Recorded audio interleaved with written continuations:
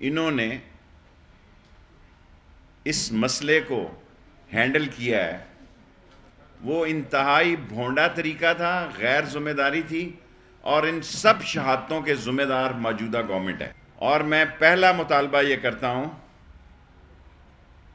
صحیح تعداد بتائی جائے کتنے لوگ شہید ہوئے ہیں۔